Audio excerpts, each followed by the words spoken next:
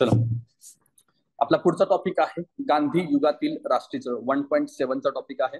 तर आतापर्यंत आपण गांधी युगापर्यंत आलो होतो. म्हणजे काँग्रेसची स्थापना लास्ट टाइम आपण बघितली, मवाळ बघितले, जहाल बघितले. त्याच्यानंतर आता आपण जातोय गांधी युगातील राष्ट्रीय चळवळीकडे. ओके, तर पहिला पॉइंट आहे आपला गांधींच्या दक्षिण आफ्रिकेतील जे काही काम आहेत ते आपण बघूया. गांधी आणि दक्षिण आफ्रिकेतील कामं बघूया. 1893 मध्ये दादा अब्दुल्ला या व्यापाराचे कायदेविषयक प्रश्न सोडवण्यासाठी 1 वर्षाच्या करारावरती ते कुठे गेले होते? दर्बन मध्ये दाखल झाले होते आणि प्रत्यक्षात राहिले 20 वर्ष.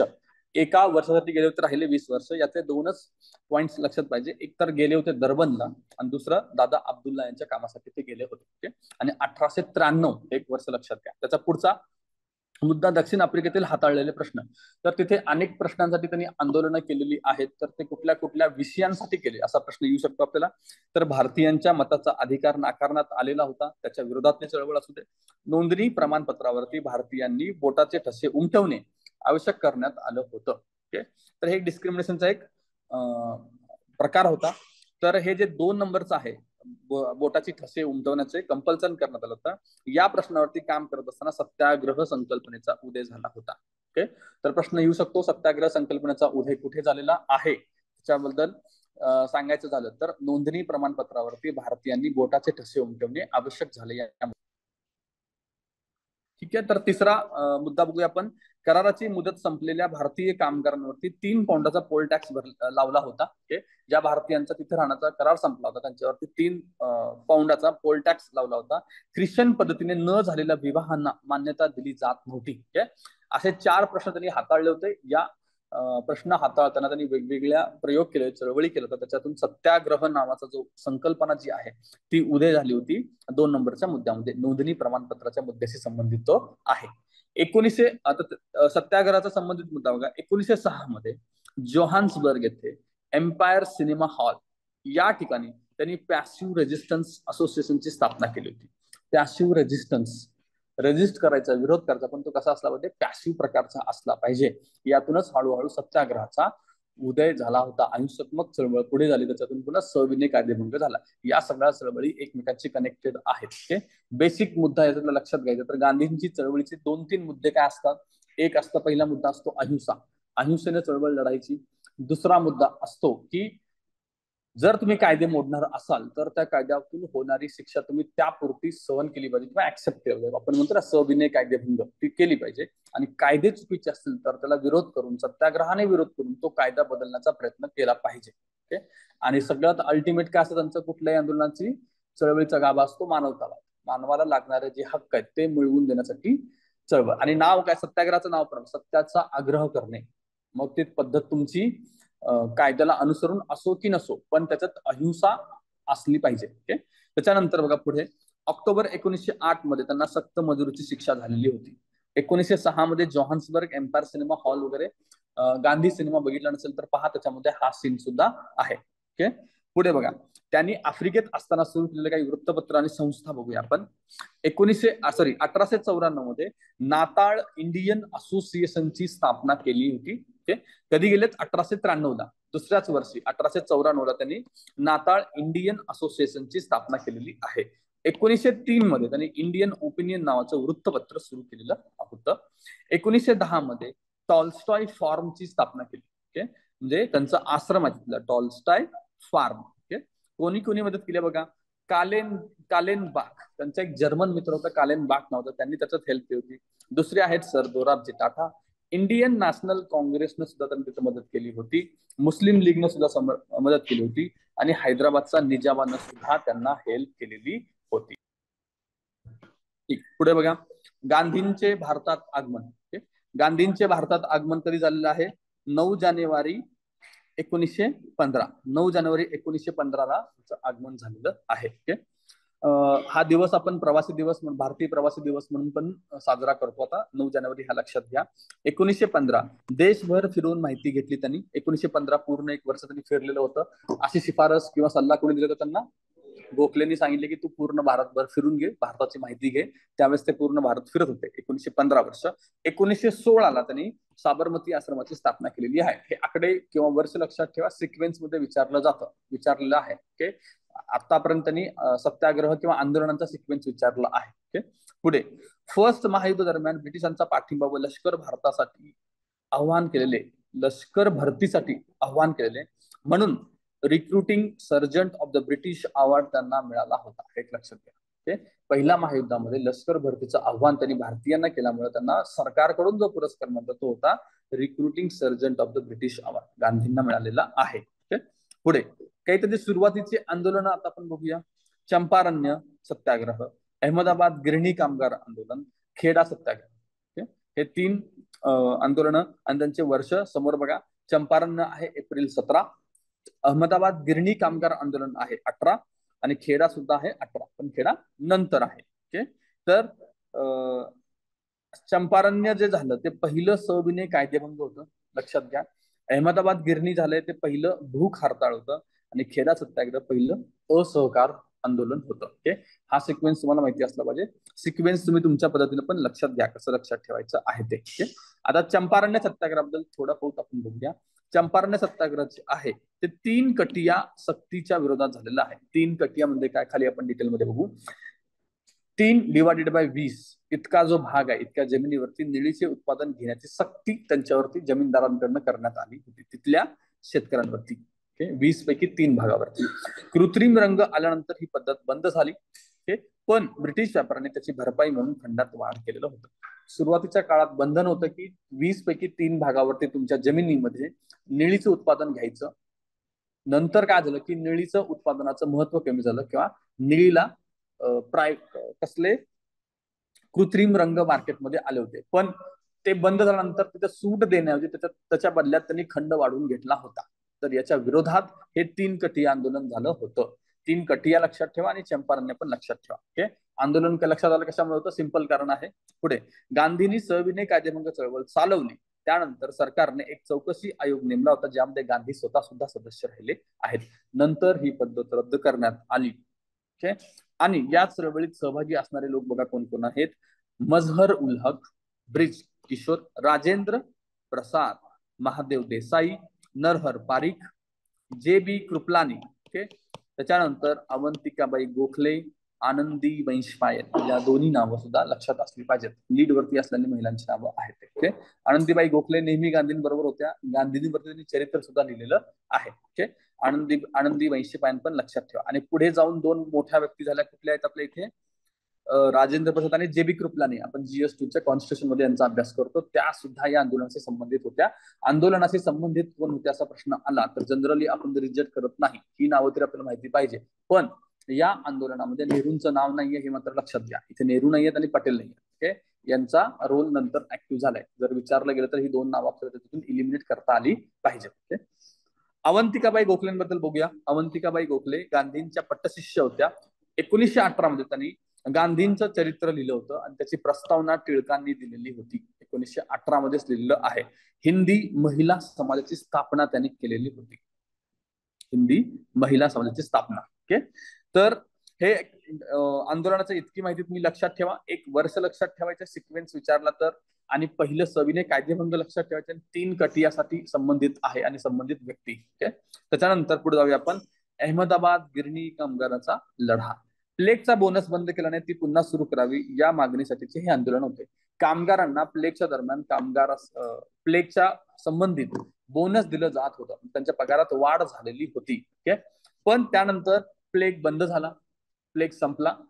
त्याच्यानंतर सुद्धा तुम्ही अशाच प्रकारे बोनस चालू ठेवावं अशी कामगारांची मागणी होती, कारण या काळात वाढलेली जी महागाई आहे त्या बोनसमुळे आमची ती भरून निघत होती.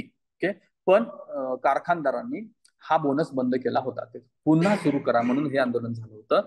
35% वाढ मंजूर करण्यात आली होती. मग प्लेगचं बोनस तुम्ही बंद केलं तर त्यांना महागाईमध्ये जो वाढ झालाय त्या रेशोमध्ये पगार वाढवून द्यावी याच्यासाठी हे आंदोलन झालं. ओके, आणि गांधींनी याच्यात सहभाग घेतला होता आणि 35% पगार वाढवून दिलेली होती. हा एक मुद्दा आपल्याला लक्षात घ्यायचा आहे. ओके, अनुसुया बेन या एक व्यक्ती होत्या ज्या गांधींबरोबर या आंदोलनामध्ये समाविष्ट होत्या. त्या कोण होत्या, एक गिरणी मालक होते, अंबालाल साराभाई यांची ती बहीण होती. ओके, म्हणजे ती त्यांच्या भावाच्या विरोधातच गांधींबरोबर या चळवळीमध्ये समाविष्ट झालेल्या होत्या. अहमदाबाद गिरणी कामगारांचा लढा दुसरा म्हणतात. तिसरा आहे आपला खेडा सत्याग्रह. पीक नष्ट झाल्याने जमीन महसूल सूट मिळावी यासाठी हे आंदोलन झालं होतं. ओके, पीक आलं नाही, उत्पन्न आलं नाही तर जमीन महसूल आम्ही देऊ शकत नाही, त्याच्यात माफ करावं, यावर्षी ते माफ करावं यासाठी ते आंदोलन होतं, खेडा सत्याग्रह. ओके, सरकारचा आदेश काय काय होता त्याच्यामध्ये, ऐपत नसणाऱ्या शेतकऱ्यांकडून जमीन महसूल वसूल करू नये असा आदेश देण्यात आलेला होता. आणि सहभागी नेते इथं कोण आहेत बघा, विठ्ठलभाई पटेल, वल्लभभाई पटेल आणि इंदुलाल याग्निक. ओके, ही नावं सत्याग्रहांमध्ये एक्सचेंज होऊ नये फक्त इतकं लक्षात घ्या. म्हणजे कसं होऊ शकतंय, अनुसुया बेनला खेडा सत्याग्रहाशी जोडतील. ओके, आणि वल्लभभाई पटेलांना अहमदाबाद गिरणीशी जोडतील. फक्त इतकं लक्षात घ्यायचं आहे. कुठल्या चळवळीमध्ये कुठले नेते सहभागी होते आणि सिक्वेन्स, तिन्हीचा एक सिक्वेन्स आहे तो आपल्याला लक्षात घ्यायचा आहे. ओके, तुम्ही याला केक लक्षात ठेवू शकता ना, केक. खूप मोस्ट ऑफ लोक केक न लक्षात ठेवतात बघा. ओके, सिक्वेन्स लक्षात ठेवायचं असेल तर C for Champaran, A for Ahmedabad आणि के फॉर खेडा. के ई म्हणा किंवा त्याला के ई फॉर खेडा लक्षात ठेवू शकता. केक लक्षात ठेवलं तर तुम्हाला सिक्वेन्स लक्षात राहील. पुढे चला आपण, त्यांचे ही 3 आंदोलनं झाली, त्याच्यानंतर मोठी 3 आंदोलनं आहेत किंवा चळवळी आहेत. पहिलं आपलं काय आहे, असहकार, त्याच्यानंतर काय आहे, सविनय कायदेबंद, आणि त्याच्यानंतर चलो जाओ. ओके, हे तिन्ही आता आपण 1 बाय 1 बघणार आहोत. आपल्या सिलेबस नुसार आपण जास्त फोकस करणार आहोत महाराष्ट्राशी संबंधित. ओके, ही आंदोलनं झाली आणि महाराष्ट्रात ती आंदोलनं कशी आणि कुठे झाली आपल्याला हे पाहायचं आहे.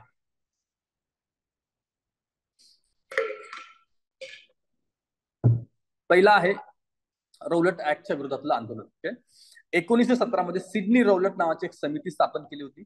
17 वर्ष लक्षात ठेवा. क्रांतिकारी संघटनांची माहिती गोळा करणे व उपाय सुचवणे याच्याशी संबंधित ती समिती होती. समिती कशाशी संबंधित होती हा मुद्दा लक्षात घ्या. ओके, क्रांतिकारी चळवळी संघटना ज्या आहेत त्यांची माहिती मिळवायची होती. ओके, आणि मग त्यांनी त्या समितीने शिफारस काय दिली आहे, रौलट ऍक्ट तयार करा. म्हणजे त्यांनी एक ऍक्ट सुचवलं, त्याला रौलट ऍक्ट नंतर नाव देण्यात आलेलं आहे. त्यानुसार आपण फेब्रुवारी 1919 मध्ये रौलट ऍक्ट मंजूर केला आहे. ओके, 35 वर्सेस 22 असं तो ऍक्ट पास झाला होता. 22 जे होते सर्व भारतीय सदस्यांनी त्याला विरोध केला होता. असं स्टेटमेंट जरी आलं तरी कायदे मंडळातील सर्व भारतीय सदस्यांनी या कायद्याला विरोध केला होता, तरी सुद्धा कायदा मंजूर झाला आहे. Rowlatt act 1919. तरतुदी काय आहेत, कोणत्याही ठिकाणाची झडती घेता येणार होती पोलिसांना. कोणत्याही व्यक्ती संशयावरून अटक करता येत होतं. आरोपीस अपील करता येत नव्हता. अपीलाचा मुद्दा सगळ्यात वाईट किंवा विचित्र मुद्दा आहे. ओके, आपण हा मुद्दा कुठं बघितला होता, लॉर्ड लिटनच्या काळात आलेला व्हर्नाक्युलर प्रेस ऍक्टच्या केसमध्ये पण हा मुद्दा आपण पाहिला होता. ओके, याचा निषेध म्हणून मुंबई होम रूलने शांताराम चाळीमध्ये फेब्रुवारी 1919 मध्ये एक सभा बोलवली. त्याचे अध्यक्ष होते पंडित मदन मोहन मालवीय. ओके, असा प्रश्न येऊ शकतो की या संबंधित मुंबईत शांताराम चाळी झालेल्या सभेचे अध्यक्षस्थान कोणाकडे होतं. ओके, पंडित मदन मोहन मालवीय. 1 मार्च 1919 मुंबई सत्याग्रह सभा स्थापन झाली होती. रौलट ऍक्टच्या विरोधात स्थापन झालेल्या संघटनेचं नाव काय, तर ती कुठली आहे, सत्याग्रह सभा. ओके, गांधीजींनी केलं होतं. अध्यक्ष कोण होते, गांधीजीच होते. आणि उपाध्यक्ष होते बेंजामिन हार्निमन. हे नाव आहे लक्षात ठेवण्यासारखं. बॉम्बे क्रोनिकल नावाचं एक त्यावेळेस वृत्तपत्र यायचं, त्याचे ते संपादक होते बेंजामिन हार्निमन. ओके, या रौलट बिलास त्यांनी ब्लॅक बिल असे संबोधले होते. तर बेंजामिन हार्निमन यांचं नाव रौलट ऍक्टशी संबंधित आहे, आपल्याला माहिती असलं पाहिजे. पुढे home rule league, pan Islamic संघटनांचे सदस्य सुद्धा याच्यामध्ये समाविष्ट होते. Okay, home rule league, pan Islamic संघटनांचे सदस्य सुद्धा सत्याग्रह संपामध्ये समाविष्ट होते. पॅन इस्लामिकचं थोडंसं आपल्याला वाटू शकत नाही, पण ते सुद्धा गांधींच्या या चळवळीमध्ये सहभागी होते. रौलट सत्याग्रहाची तारीख 6 एप्रिल 1919 ठरली होती, पण त्या आधीच देशभरात हिंसक वातावरण निर्माण झालेलं होतं. ओके, त्याचं नेतृत्व बघा, एक आहे दिल्लीतून आणि दुसरा आहे मुंबईतून. 2 महत्वाच्या ठिकाणी ही आंदोलनं झाली होती. त्यातलं दिल्ली जे आहे, दिल्लीला आंदोलन करणारे कोण आहेत, स्वामी श्रद्धानंद, हकीम अजमल खान. या 2 व्यक्तींची नावं लक्षात घ्या, स्वामी श्रद्धानंद आणि हकीम अजमल खान. आणि मुंबईतून कुणी आंदोलन केलं होतं, गांधीजी आणि सरोजिनी नायडू. यात विशेष म्हणजे स्वामी श्रद्धानंदांनी मशिदीतून व्याख्याने दिली होती. ओके, पुढचा मुद्दा, दिल्लीकडे जात असताना गांधींना मथुरेजवळ अटक आणि मुंबईत आणून जेलमध्ये ठेवण्यात आले होते. ओके, गांधींना मथुरेजवळ इथे अटक झाली होती. आता इतका अवघड येणार नाही, जर आलंच तर मथुराच्या ऐवजी काहीतरी वेगळ्या शहराचं नाव टाकू शकतात, बाकी विशेष काही नाही. हे काय चाललंय, फक्त रौलटला विरोध करण्यासाठी चाललेलं आहे. ओके, याचं रूपांतर नंतर हळूहळू असहकारमध्ये झालंय, ते आपण बघूया. त्याच्या पुढे बघा, जालियनवाला बाग हत्याकांड झाला. कधीच आहे? 13 एप्रिल 1919 झालेला होता. ओके, सैफुद्दीन किचलू आणि डॉक्टर सत्यपाल यांच्या अटकेच्या निषेधार्थ सभा घेण्यात आल्या होत्या. दोन व्यक्ती आहेत, दोन, सैफुद्दीन किचलू आणि सत्यपाल, डॉक्टर सत्यपाल. ओके, तर या निषेधार्थ सभामध्ये जनरल डायरने बागेचे सर्व, म्हणजे एका बागेमध्ये, जालियनवाला बाग नावाचं एक ठिकाण आहे, त्या ठिकाणी ही सभा होती. जनरल डायरने बागेचे सर्व रस्ते बंद करून त्या जमावरती बेछूट गोळीबार केला होता. त्याच्यामध्ये ऑलमोस्ट 400 लोकांचा मृत्यू झाला होता. 400 लोकांचा मृत्यू. त्यानंतर लेफ्टनंट गव्हर्नर मायकल ओडवायरने पंजाबमध्ये लष्करी कायदा लागू केला होता. ओके, दोन व्यक्ती आहेत तिथं, अटॅक करणारा किंवा गोळीबार करणारा जनरल डायर आहे, त्याच ती परवानगी देणारा किंवा पंजाबचा त्यावेळेचा लेफ्टनंट गव्हर्नर कोण आहे? Michael O'Dwyer. ओके, ही दोन नावं आपल्याला माहिती असली पाहिजेत, की जनरल डायर लेफ्टनंट गव्हर्नर नव्हता, ओडवायर होते. हा एक दोघातला फरक लक्षात घ्या. पुढे टागोरांनी आपला नाईटहुड किंवा सर नावाचा जो पुरस्कार आहे तो त्यांनी परत केला. ओके, मोतीलाल नेहरूंनी ब्रिटिश समर्थन सोडून राष्ट्रीय चळवळीत ते सामील झाले होते. मोतीलाल नेहरू ते इथं राष्ट्रीय चळवळीत सहभागी झाले. गांधींनी 18 एप्रिल 1919 रोजी आंदोलन मागे घेतलं होतं. ओके, हा हिंसाचार बघून त्यांनी हे आंदोलन मागे घेतलं होतं. रौलट ऍक्टच्या विरोधातलं आंदोलन मागे घेतलं. पुढे बघूया. त्याच्यानंतर त्याच्यावरती एक विल्यम हंटर कमिशन बसवण्यात आलं होतं. ओके, जालियनवाला बाग हत्याकांडाशी संबंधित हे कमिशन आहे, विल्यम हंटर कमिशन. कधी बसलेलं आहे? ऑक्टोबर 1919 मध्ये. त्याच्यात 7 सदस्य होते आणि 3 भारतीय होते. ओके, विल्यम हंटर, दोन ठिकाणी नाव आपण बघतो, एक शिक्षणामध्ये आणि इथे. ओके, तर या समितीतले 3 भारतीय कोण आहेत बघा? सर चिमनलाल सेटलवाड, पंडित जगत नारायण आणि सरदार सुलतान अहमद खान. हे 3 भारतीय लक्षात ठेवायचे आहेत. त्याच्यानंतर 1920 मध्ये या हंटर कमिशननं आपला अहवाल दिला आणि त्याच्यामध्ये त्यांनी ओडवायरला निर्दोष ठरवलं आणि जनरल डायरची कृती अयोग्य आहे असं सांगण्यात आलेलं होतं. ओके, पण डायरला कोणतीही शिक्षा झाली नाही. उलट काय झालं तर डायरच्या समर्थनात मॉर्निंग पोस्ट या वृत्तपत्रानं 30,000 पौंडांचा निधी जमा केला होता. ओके, डायरला वाचवण्यासाठी 30,000 पौंडांचा निधी जमा झालेला होता. ओके, डायरला वाचवण्यासाठी आणि अपोजिटला असे 2 गट निर्माण झाले होते. हा जो 30,000 पौंड निर्माण करणारा गट कुठं होता? इंग्लंडमध्ये. तर त्यांनी पूर्णपणे डायरला योग्य ठरवलेलं होतं आणि डायरला याचं काहीही वाटत नव्हतं. ओके, तो म्हणायचा की मी माझं जे काम आहे ते योग्य पद्धतीने केलेलं आहे. ओके, तर विल्यम हंटर कमिशन आपल्याला इथं जास्त नवीन आहे, ते विल्यम हंटर कमिशन आणि त्याच्या संबंधित हे 3 लोक लक्षात घ्यायची आहेत. त्याच्या पुढे जाऊया आपण खिलाफत चळवळीकडे. ओके, आता बघा, असहकारच्या आधीचा बॅकग्राऊंड हळूहळू क्रिएट होताना तुम्हाला दिसतोय. कुठला? रौलट ऍक्ट आला, रौलट ऍक्टच्या विरोधातलंही आंदोलन सुरू झालं. कुठलं झालं होतं आपण बघितलं? सत्याग्रह सभा स्थापन झाली होती. त्याच्यानंतर जालियनवाला हत्याकांड झाला, त्यातून गांधींनी आंदोलन माघारी घेतलेली आहे. विल्यम हंटर कमिशन बसलेली आहे, त्याच्यातले 3 भारतीय कोण आहेत आपल्याला लक्षात घ्यायचं आहे. मॉर्निंग पोस्ट एक नाव लक्षात घ्यायचं आहे. त्याच्यानंतर आपण खिलाफत चळवळीकडे जायचंय. त्या खिलाफत चळवळीबद्दल काय होतं? पहिल्या महायुद्धामध्ये तुर्कस्तानात जपान जर्मनीच्या गटाकडून लढला. युद्धानंतर ब्रिटिशांनी खलिफाला सत्तेवरून दूर केले होते. ओके, कुठं आहे? तुर्कस्तानचा मुद्दा आहे. तुर्कस्तानमध्ये खलिफा असतो. खलिफा म्हणजे मुस्लिम धर्माचा राजा म्हणता येईल त्याला, किंवा धार्मिक राजा म्हणता येईल, की त्याला धर्माचं पाठिंबा असलेला व्यक्ती असं म्हणता येईल, की जो जगभर असलेला मुस्लिमांचा राजा असतो, खलिफा. ओके, तर त्या तुर्कस्तानमध्ये त्याचं सीट आहे किंवा त्याचं राजधानी तुर्कस्तानमध्ये होते आणि तुर्कस्तान जपान आणि जर्मनीकडून लढला होता आणि त्याच्या विरोधी गटामध्ये कोण होता? ब्रिटन आणि अमेरिकावाले होते. ओके, तर या युद्धामध्ये तुर्कस्तान हारल्यानंतर तिथल्या खलिफाला राजपदावरून दूर करण्यात आलं होतं. तर त्याला तुम्ही दूर करून त्याला पुन्हा सत्तेवरती घ्यावं यासाठी सुरू झालेलं आंदोलन म्हणजे खिलाफत चळवळ. इतकं सिंपल एका लाईनमध्ये आपल्याला लक्षात ठेवायचं आहे. ओके, ब्रिटिशांनी खलिफाला सत्तेवरून दूर केलं होतं. यामुळे भारतासह जगभरातील मुस्लिम नाराज झाले होते. खलिफाला काही प्रदेश देऊन पवित्र स्थळांवरती पुन्हा त्याची सत्ता प्रस्थापित करावी अशी यांची मागणी होती. मागणी काय आहे? त्याला पुन्हा प्रस्थापित करा आणि त्याला काही त्याचा प्रदेश द्या. या निमित्तानं ही खिलाफत चळवळ सुरू झालेली होती. ओके, आणि मुस्लिम लीग स्थापन करताना ब्रिटिशांनी पुढाकार घेतला होता. आपण बघितलं मिंटोनच्या काळामध्ये त्यांना आधार मिळाला. 1906 ला मुस्लिम लीग स्थापन झाली होती. त्यानंतर हिंदू आणि मुस्लिमांमध्ये तेढ अतिशय जास्त वाढला होता, पण खिलाफत चळवळीनंतर पुन्हा मुस्लिम ब्रिटिशांपासून दूर झालेले आहेत. आणि हिंदू मुस्लिम ऐक्याला या काळात सुरुवात झाली होती. पुन्हा त्याला पुढे नंतर तडा गेला नेहरू अहवालाच्या आसपास वगैरे, ते आपण बघूया. ओके, तर इथं लक्षात आहे खिलाफतमुळे दोघं एकत्र जवळ आले होते, कारण दोघांचा लढा आता ब्रिटिशांच्या विरोध होता. ओके, पुढे बघा, खिलाफत कमिटीची स्थापना त्या काळात झाली होती. सप्टेंबर 1919 मध्ये ही कमिटीची स्थापना आहे. नेतृत्व कोणाकडे आहे? अली बंधूंकडे. कोण आहेत अली बंधू? शौकत अली आणि मोहम्मद अली. ओके, मोहम्मद अलींचं वृत्तपत्र आपण बघितले वृत्तपत्रांचा अभ्यास करताना. कुठलं वृत्तपत्र होतं? इक्बाल त्यांचं होतं का? नाही, कॉम्रेड त्यांचं होतं. इक्बाल कोणाचं होतं? गुलाम. नावावर आपण लक्षात ठेवलं होतं ना, इक्बाल आणि गुलामला जोडायचं होतं. ओके, शौकत अली आणि मोहम्मद अली, अली बंधूंचे वृत्तपत्र लक्षात का.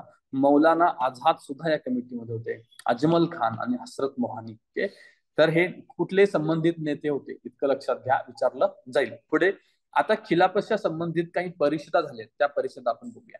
नोव्हेंबर 1919 मध्ये दिल्लीमध्ये एक परिषद झाली, ऑल इंडिया खिलाफत कॉन्फरन्स त्याला म्हटलं जातं.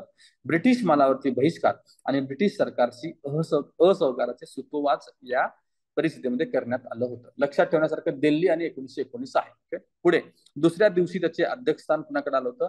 गांधीजींना दुसऱ्या दिवशीच्या सभेचं अध्यक्ष बनवलेलं होतं. ओके, दुसऱ्या ऐवजी तो पहिलं टाकेल असं काही केलंय का, फक्त प्रश्नामध्ये पाहायचं आहे. ओके, दुसऱ्या दिवशी गांधीजी होते. गांधीजींची इच्छा होती की खिलाफतच्या प्रश्नावरती एकत्रितपणे असहकार चळवळ करावी. पण टिळकांना धार्मिक मुद्द्यावरून मुस्लिम नेत्यांशी एकी करण्यास विरोध होता. म्हणजे गांधीजींची इच्छा काय होती? खिलाफतला आपल्या राष्ट्रीय चळवळीशी जोडून घ्यायचं आहे, पण टिळकांचा मुद्दा होता की धार्मिक विषय आपण जोडला नाही पाहिजे. पुढे बघूया, जानेवारी 1920 मध्ये अमृतसर येथे खिलाफत परिषद भरलेली आहे. 1919 दिल्लीला आहे आणि 1920 अमृतसरला आहे. हे दोन फॅक्च्युअल डेटा लक्षात घ्या. व्हाईसरायकडे एक प्रतिनिधी मंडळ पाठवण्यात आले, प्रतिनिधी मंडळ पाठवण्याचा ठराव इथे अमृतसर परिषदेत झाला होता. व्हाईसरायला दिलेल्या पत्रावर खालील लोकांच्या सह्या होत्या. कोण आहेत बघा सह्या करणारे? स्वामी श्रद्धानंद, गांधीजी, मोतीलाल नेहरू, मदन मोहन मालवीया. ओके, खिलाफत एक धार्मिक चळवळ असून सुद्धा जो ठराव पाठवण्यात आला त्याच्यामध्ये या सगळ्या लोकांची नावं होते. यात विशेष वाटू शकतं पंडित मदन मोहन मालवीय यांचं नाव. गांधीजींचं तर आहे, स्वामी श्रद्धानंदांचं पण आपल्याला थोडंसं विशेष वाटू शकतं की या धार्मिक मागणीवरच्या ठरावावरती यांनी कशा काही सह्या केलेल्या आहेत. आणि मोतीलाल नेहरूंच्या ऐवजी तो जवाहरलाल नेहरू टाकू शकतो, इतकंच फरक करेल, बाकी सगळं काही विशेष नाही. नेहरूजी खूप नंतर आहेत, इतकं लक्षात घ्या. ओके, 30व्या दशकामध्ये ते हळूहळू ऍक्टिव्ह होत होते पंडित नेहरूजी, त्याच्या आधी मोतीलाल नेहरू होते. पुढचा मुद्दा, 1919 मध्ये एक खिलाफतची सभा भरली. ती कुठे भरली आहे? कलकत्ता, दिल्ली, अमृतसर, कोलकाता. हे लक्षात ठेवा. तिन्ही सिक्वेन्स पण तुम्हाला विचारलं तरी माहिती असला पाहिजे. अध्यक्ष होते अब्दुल कलाम आझाद. सरकारशी असहकार करण्याचा ठराव इथे पास झाला. सरकारची असहकारचा ठराव कुठे पास झाला? आणि खाली ऑप्शन दिल्ली, अमृतसर आणि कोलकाता, आणि अजून काहीतरी येऊ शकते. तर कोलकाता अधिवेशन आपल्याला माहिती असलं पाहिजे. मे 1919 मध्ये सीवरचा तह झाला. सीवर, ब्रिटिशांनी तुर्की साम्राज्याचे विभाजन केले. हे इथे नाही झाला, तो तिथे झालाय. तुर्कस्तान वर्सेस ब्रिटिश युद्धाच्या दरम्यान झालेला सीवरचा तह आहे. तिथे ब्रिटिशांनी तुर्क साम्राज्याचं विभाजन केलं आहे. पुढे 1920 मध्ये जून मध्ये, सगळं 1920च चाललंय, फक्त मंथ लक्षात घ्या की जानेवारी झालं, फेब्रुवारी झालं, आता 1920 जून मध्ये अलाहाबाद मध्यवर्ती खिलाफत समितीची एक बैठक भरली. कुठे परिषदा, कुठे सभा आणि कुठे बैठका आहे. त्याला नावं एक्सचेंज होऊ शकतात, फक्त सिक्वेन्स आणि शहरं लक्षात घ्यायची आहेत आपल्याला. येथे राष्ट्रीयवादी हिंदू पुरोगामी विजयी त्यांना गांधींचा पाठिंबा होता. ओके, तर तिथं काही दोन गटांमध्ये विरोध होता की चळवळीबद्दल. त्याच्यामध्ये एक गट होता बघा, राष्ट्रीयवादी हिंदू पुरोगामी, या एका गटाचं नाव आहे. त्या गटाचा विजय झाला आणि त्या गटाचा गांधींना पाठिंबा होता. या सभेमध्ये बद्दल चालले आपल्या पुढे. आणि आंदोलनाचं नेतृत्व गांधीजींनी करावं असं इथं ठरवण्यात आलेलं आहे. कुठल्या सभेमध्ये, बैठकीमध्ये, अधिवेशनामध्ये काय झालंय हे आपल्याला माहिती असलं पाहिजे. गांधीजींकडे नेतृत्व कधी आलंय? जून 1920च्या अलाहाबादच्या सभेमध्ये किंवा बैठकीमध्ये आलेलं आहे, इतकं लक्षात घ्या. ओके, त्याच्यानंतर एक असा प्रश्न येऊ शकतो की व्हाईसरॉयना एक पत्र पाठवलं होतं ज्याच्यामध्ये या लोकांची सही होती, ते कुठल्या सभेमध्ये हा ठराव झाला होता? तर अमृतसरच्या परिषदेमध्ये हा ठराव झाला होता, हे एक लक्षात घ्यायचं आहे. पुढचं बघा, असहकारचे 4 टप्पे ठरवण्यात आले होते. असहकारचे टप्पे कसे कसे आहेत? पहिल्यांदा आहे पदव्यांचा बहिष्कार करायचा आहे, लोकसेवांचा बहिष्कार करायचा आहे, पोलीस व लष्कराचा बहिष्कार करायचा आहे आणि कर न भरणे. असा एका टप्प्यानंतर आपण असहकारचा टप्पा पार करणार होतो. असहकार चळवळ थांबवावी असे आव्हान बॉम्बे क्रॉनिकल मधून करण्यात आले होते. आणि करणारे कोण कोण आहेत बघा, सर चंदावरकर, नाम जोशी आणि जमनादास द्वारकानाथ. या लोकांनी सांगितले की गांधींनी असहकार चळवळ करू नये. गांधीजींच्या असहकार चळवळीशी सहमत नसणारे सुरुवातीच्या काळात आणि ज्यांनी बॉम्बे क्रॉनिकल मधून तसं आव्हान केलं त्या व्यक्ती कोण आहेत? या प्रश्नाचं हे उत्तर आपल्याला माहिती असलं पाहिजे. पुढे जाऊया आपण. 1 ऑगस्ट 1920 रोजी खिलाफत कमिटीची असहकार चळवळीची अधिकृत घोषणा झालेली आहे. खिलाफत कमिटीनं असहकार घोषित केलेलं आहे. अजून इथे काँग्रेसचा संबंध आलेला नाही, हे लक्षात घ्या. हे सगळं खिलाफतशी संबंधित चाललेलं आहे. याच दिवशी टिळकांचं निधन झालेलं आहे. 1 ऑगस्ट 1920 ला टिळकांचं निधन झालेलं आहे. पुढे जाऊया आपण. 4 ऑगस्ट 1920 यंग इंडियामध्ये लेख लिहून गांधीजींनी 1915 मध्ये मिळालेल्या कैसर ए हिंद पुरस्काराचा त्याग केला होता. इथे दोन गोष्टी आहेत. 1915 ला कुठला अवॉर्ड मिळाला आहे? कैसर ए हिंद. आणि तो 1920च्या ऑगस्ट मध्ये त्यांनी नाकारलाय किंवा त्याचा त्याग केलेला आहे. आणि हे कुठून लेख लिहिला होता? Young India. यंग इंडियाच्या ऐवजी तो काय टाकेल? हरिजन टाकेल किंवा इंडियन ओपिनियन, असे वेगवेगळी नावं टाकू शकतो. यंग इंडिया हे लक्षात घ्या. त्याच्यानंतर पुढे आता ठराव आहेत बघा. असहकारच्या चळवळीतील ठराव आहेत. सप्टेंबर 1920 मध्ये कलकत्ता येथे असहकार चळवळीच्या मान्यतेचा खास अधिवेशन बोलवण्यात आलं होतं. आता इथे काँग्रेस हळूहळू इन्व्हॉल्व्ह होत आहे. काँग्रेसनं कोलकाताला एक खास अधिवेशन बोलवलं होतं. अध्यक्ष होते लाला लजपत राय. असहकारला समर्थन देण्यासाठी किंवा पाठिंबा देण्यासाठी मान्यतेसाठीचे जे खास अधिवेशन भरले ते कुठे भरले होते? कलकत्ता. खिलाफत कमिटी आणि इंडियन नॅशनल काँग्रेसमध्ये खालील बाबींवरती एकमत झाले होते. कोणत्या बाबी आहेत? खिलाफतवर समाधानकारक तोडगा काढणे, पंजाब मधील चुका सुधारणे. पंजाबमध्ये रौलट ऍक्ट नंतर जे आपलं आंदोलन झालं होतं त्यातल्या ज्या चुका होत्या त्या सुधारायच्या होत्या, ते दुसरं. आणि तिसरं आहे स्वराज्य मिळवणे. स्वराज्य मिळवणे आपल्याला वाटत नाही, तर तिसरा मुद्दा स्वराज्य मिळवणे सुद्धा लक्षात घ्या. त्याच्यानंतर पुढे बघा. डिसेंबर 1920 मध्ये नागपूरला एक नियमित अधिवेशन भरलंय. काँग्रेसची दोन अधिवेशन आहेत. खास अधिवेशन कुठं आहे? कलकत्त्याचं. आणि नियमित अधिवेशन आहे नागपूरचं. इथे अध्यक्ष कोण होते? सी विजय राघवाचारी. हे दोन अध्यक्ष लक्षात घ्या, लाला लजपत राय आणि विजय राघवाचारी. असहकाराचा ठराव कोणी मांडला होता? सी चित्तरंजन दास यांनी ठराव मांडला होता. आणि मुळात हे चित्तरंजन दास आणि इतर ज्या व्यक्ती होत्या त्या असहकाराचे विरोधी होत्या. त्यांना हे योग्य वाटत नव्हतं. त्यामुळं हे पण लक्षात ठेवायचं आहे. चित्तरंजन दास यांनीच हा ठराव मांडलेला होता. खालील कार्यक्रम स्वीकारले गेले. असहकार चळवळ करायची आहे तर मग काय करायचं नेमकं? तर मुद्दे बघा कुठले कुठले आहेत. सरकारी पदव्यांचा त्याग करायचा. दुसरा आहे शाळा आणि महाविद्यालय, जी सरकारी शाळांमध्ये त्यांचा बहिष्कार करायचा. राष्ट्रीय शाळा स्थापन करायच्या. परकीय मालांवरती बहिष्कार करायचा. हिंदू मुस्लिम ऐक्य स्थापन करायचं. आणि अस्पृश्यता पाळायच्या नाहीत. हे दोन मुद्दे लक्षात घ्या, कारण हे स्वातंत्र्य चळवळीशी काही संबंधित आहेत असं वाटत नाही. भांडण तंटे आणि पंचायती मार्फत सोडवायचे. भांडण आणि तंटे पंचायती मार्फत सोडवायचे, कारण न्यायालयाचा सुद्धा बहिष्कार करायचा आहे. पुढे मेसोपोटामियात पाठवण्यासाठी होणाऱ्या नोकर भरती किंवा लष्कर भरती किंवा मुलकी भरती दोन्ही वरती बहिष्कार टाकायचा आहे. तर मेसोपोटामिया लक्षात ठेवा, त्याच्याऐवजी वेगळं काही नाव देऊ शकतात. तर रशियात होणाऱ्या युद्धासाठी किंवा इतर ठिकाणी होणाऱ्या युद्धासाठी वगैरे टाकू शकतात. आणि शेवटचा मुद्दा आहे अहिंसा. हे मुद्दे लक्षात ठेवा. असा ठराव मांडण्यात आला होता. या अधिवेशनात इंडियन नॅशनल काँग्रेसमध्येही बदल करण्यात आले होते. आणि उद्दिष्टांमध्ये झालेला बदल काय आहे? स्वराज्य प्राप्ती घटनात्मक आणि कायदेशीर मार्गाने ऐवजी शांततापूर्ण आणि वैध मार्गाने करणे, असा एक बदल करण्यात आला होता. आधी काँग्रेसची घटना काय होती? स्वराज्य प्राप्ती करायची, पण ती कशी करायची?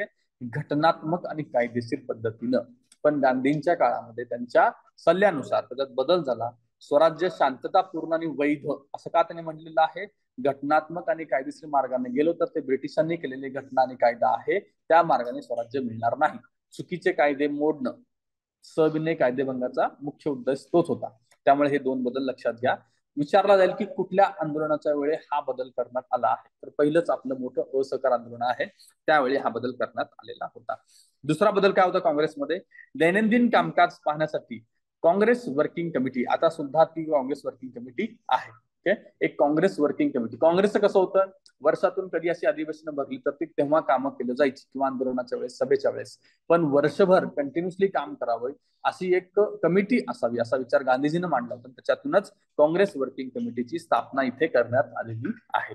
प्रांतिक समित्यांची भाषावर पुनर्रचना करण्यात आली. भाषेनुसार प्रांतिक समित्या असाव्यात. गाव, मोहल्ला, वार्ड पर्यंतच्या समित्या स्थापन करायच्या आहेत. म्हणजे लोकांपर्यंत पोहोचण्याचा हा सगळा खटाटोप आहे. त्याच्यानंतर पुढे सभासद नोंदणीसाठी फक्त 25 पैसे इतकी वर्गणी घेतली होती. ते सभासद वाढवता यावेत हा त्याचा मागचा उद्देश होता. पुढे यावेळी काँग्रेस सोडून जाणारे नेते. काँग्रेसमध्ये गांधींचं वर्चस्व वाढत आहे आणि गांधींची जी शैली आहे चळवळ करण्याची ती न आवडल्यामुळे काही लोकांनी काँग्रेस सोडलं. ते कोण कोण आहेत? Mohammad Ali Jinnah, Annie Besant, G S. Khaparde, B C. Lal, Malaviya, Bapuji आणि मुंजे. या सगळ्या लोकांनी काँग्रेस सोडलेली आहे, हे लक्षात घ्या. पुढे सुरेंद्रनाथ बॅनर्जींनी सुद्धा काँग्रेस सोडली होती आणि त्यांनी INLF ची स्थापना केलेली आहे. INLF काय? Indian National Liberal Federation. Surendranath बॅनर्जींचं आधी पण आपण एक संघटना बघितली जे काँग्रेसच्या आधी स्थापन झाली, ती एक आणि ही दुसरी, दोन्ही नावं लक्षात घ्या. पुढे असहकाराचा कार्यक्रम सुरू झालाय, तो बघा. सरकारी शाळांवरती बहिष्कार टाकणं हा एक कार्यक्रमाचा भाग होता. त्याच्या थ्रू 90,000 विद्यार्थी सरकारी शाळा सोडली विद्यार्थ्यांनी आणि राष्ट्रीय शाळेत समाविष्ट झाले होते. तर हे आकडे काय बघतोय, किती मोठ्या प्रमाणात जनता सहभागी होते हे दाखवण्यासाठीचे आकडे. पुढे बघा, कलकत्त्यात एक राष्ट्रीय शाळा सुरू झाली होती. त्याचे प्राचार्य कोण होते? सुभाष बापू. स्वदेशी मुवमेंट जी आपण टिळकांच्या काळातली बघितली ती आणि ही ऑलमोस्ट थोडाफार सेम आहे. नेते बदलतात, फक्त नेते लक्षात ठेवायचं आहे आपल्याला. पुढे राष्ट्रीय शाळा स्थापण्यात पुढाकार घेणारे व्यक्ती कोण कोण आहेत बघा.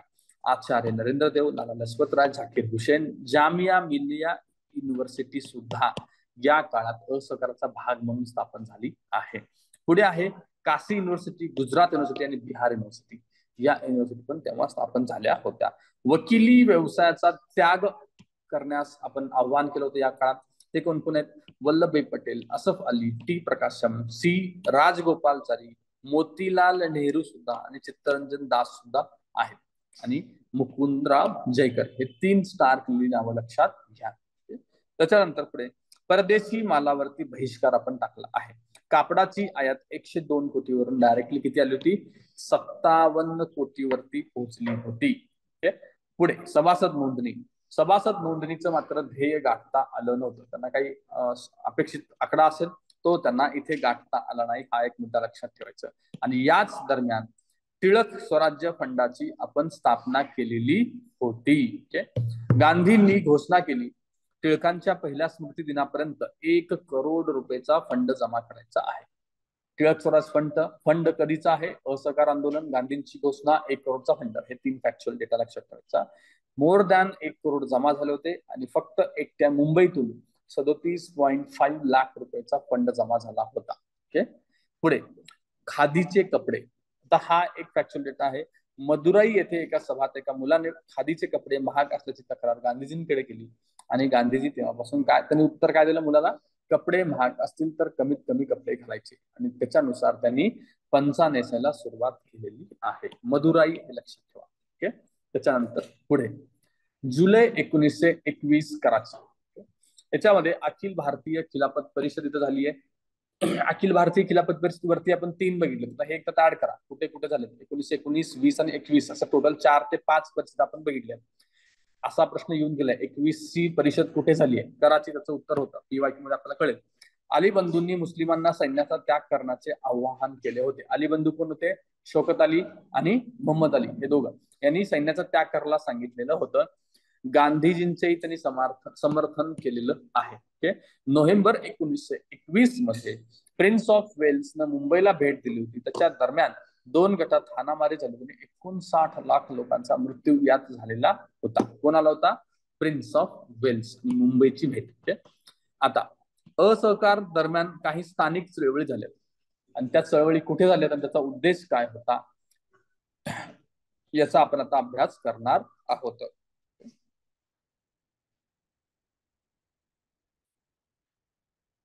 ठीक आहे, चला आता हे स्थानिक चळवळी आपण बघूया. मिदनापूर हे ठिकाण आहे, कुठं आहे, बंगालमध्ये आहे. ओके, तिथे युनियन बोर्ड टॅक्सच्या विरोधी आंदोलन झाले. जोड्या लावायला विचारलं जाईल असहकारमध्ये कुठली कुठली आंदोलन आणि कुठं झाली वगैरे. पुढचा आहे बघा, पिराला वेदनांदी पाडू तालुका आंध्र प्रदेश. आंध्र प्रदेश मधलं ठिकाण आहे चिराला पिराला. इथे कर बंदीच्या विरोधात चळवळ झालेली आहे. तिसरा आहे अवध. शेतकरी चळवळ व असहकार एकत्रित आले होते. अवध आपण बघितलंय, अवध किसान सभा वगैरे सगळ्या गोष्टी बघितल्या. त्यावेळेस त्यांच्या सभा किंवा त्यांची आंदोलन आणि काँग्रेसची एकत्र आली होती. पुढे आसाम. आसाममध्ये चहाच्या मळेवरील कामगारांचा संप, स्टीम कामगारांचा संप, हे दोन संप तिथे चालले होते. हे दोन्ही संप सुद्धा असहकाराशी जोडले गेले होते. त्याच्यानंतरचा मुद्दा आहे आसाम बंगाल. आसाम आणि बंगालमध्ये रेल्वेतील कर्मचाऱ्यांनी संप केला होता आणि याचं नेतृत्व कोणी केलं होतं? JM सेन गुप्ता.